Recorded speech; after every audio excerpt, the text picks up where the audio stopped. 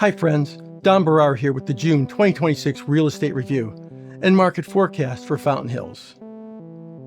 Remember back in February when I proclaimed that there was a seller's market coming to Fountain Hills? Well, that has happened, and I'll bet you knew nothing about any of this, as the reporting in the media was so negative on the housing market because of rising interest rates, rising gasoline prices, and concerns over events in the Middle East.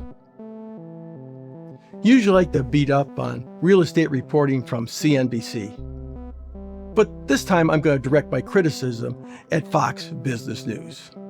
Last week there was an article about 5 markets in the United States with the largest price cuts. Guess who was number 1? Phoenix, Mesa, and Chandler.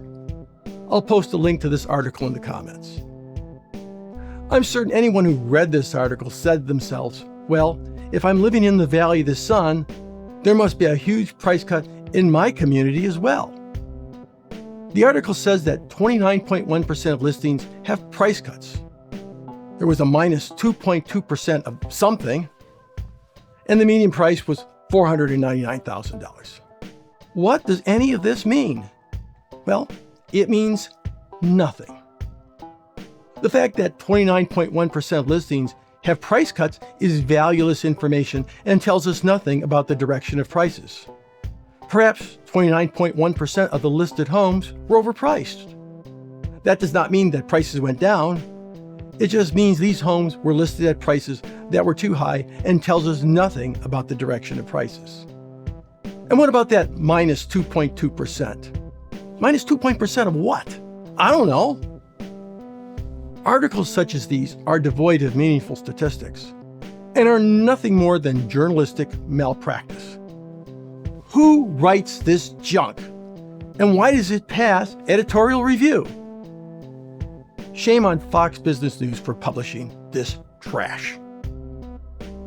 But what is going on in Fountain Hills? In April, I published my first quarter results where I stated that prices were stable and maybe even going up. Now that we're 5 months into 2026, what happened to price per square foot and prices? As usual, I download information from the MLS for homes that closed escrow during the first 5 months of 2025 and 2026.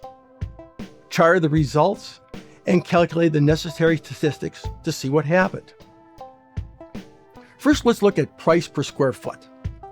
Here I've plotted the distribution of price per square foot for the first 5 months of 2025.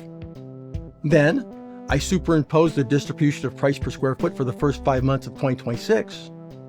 To determine if there's a statistical difference, I performed a t-test with unequal variances. We could see that average price per square foot for the first 5 months of 2025 was $385 and rose to $397 for 2026. That's a 3% increase. But is it statistically relevant at the 95% level of confidence? It is not, because the t-stat of 1.07 is significantly less than t-critical two-tail of 1.966. But what about home prices? Again, I've plotted the distribution of home prices for the first 5 months of 2025. Then superimposed the distribution of prices for 2026 and calculated the necessary statistics to see what happened. For 2025, average selling price was $1,074,000 and rose to $1,210,000 for 2026. Wow! That's a 13% increase for the first 5 months of this year. Is this result statistically relevant? T-stat was 1.79 and T-critical two-tail was 1.966. Since T-stat is less than T-critical, it is not statistically relevant at the 95% level of confidence. So no change in prices, right? Well, not so fast. Let's look at the probability that T is less than T two-tail. The result is 0.079. This means I'm 92% confident that there's a difference in home selling prices. And in real estate, where there are huge variations in results, being 92% confident is pretty good. So yes, it is very likely that prices went up in Fountain Hills. So did I get my Fountain Hills seller's market for the first 5 months of 2026 that I predicted would occur back in February of this year? You betcha we did. And that is even more amazing, as all of this was done in the face of rising interest rates, rising fuel prices, and concerns over events in the Middle East. And still, home prices rose by 13% in Fountain Hills. And 5 more homes were sold in the first 5 months of 2026 than were sold in 2025. I know that some of you were doubting me, but all I can say is, wow, what a 2026 winter-spring real estate market we had in Fountain Hills. For May, 44 properties had closed escrow when I predicted 35 units would close escrow with my survivor bias estimate that we discussed last month. The estimates of closings are off for the past 3 months because there is so much unsettled in the world, which makes forecasting very difficult. Even though my forecasts are off, the number of homes closed for the first 5 months of 2026 is 2,007 units. That's ahead of last year by 5 units. For the month of June, I predict, using the survivor bias model, of 68% of units that went under contract in May will close escrow, and total closings will be 35 units. But considering all the bouncing around in closings, that result could be as high as 45 units. To begin June, inventory was 129 units. This is 25% lower than last year's inventory, but still 25% higher than the inventory levels of 2024. 2026 was a year that began with inventory levels running way ahead of last year. So it looked like we would have plenty of homes for sale. But negative reporting on real estate convinced many of you that now was not a good time to sell your home because you might not be able to command a good price. That was an unfortunate decision by many. As I just showed, home prices were up 13%. And this lower inventory is really what fueled the seller's market.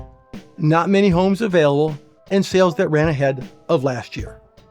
As we head into summer, inventory will decline until we get to late fall, when inventory will again begin to rise. Let's look at the inventory turn rate. This is calculated by taking the current inventory of homes and dividing by the number of homes sold the previous month. Inventory turn rate is a terrific measure of determining whether it's a buyer's or a seller's market. A result greater than 6 months inventory is a buyer's market, and prices tend to be soft, and less than 4 months inventory is a seller's market in which prices tend to rise. Anything between 4 and 6 months inventory is considered a neutral market in which neither buyers or sellers have the upper hand in negotiations, and prices tend to be stable. We began June with an inventory turn rate of 2.9 months, a strong seller's market. Sellers have generally slowed the rate at which they are listing their homes as we close out the 2026 home selling season, and sales remained relatively strong. This is why we're in a seller's market, as not only evidenced by this indicator, but also by the strong increase in prices of 13% versus this time last year. As we go forward, I expect the inventory turn rate to tend towards neutral market as close of escrows decline. That's it for the June 2026 Fountain Hills Market Report. If you've not already done so, subscribe to my YouTube channel, Arizona Real Estate with Don Barrar, and I'll be certain to get you more great real estate videos and where to go and what to do in the Valley of the Sun. Talk with you soon.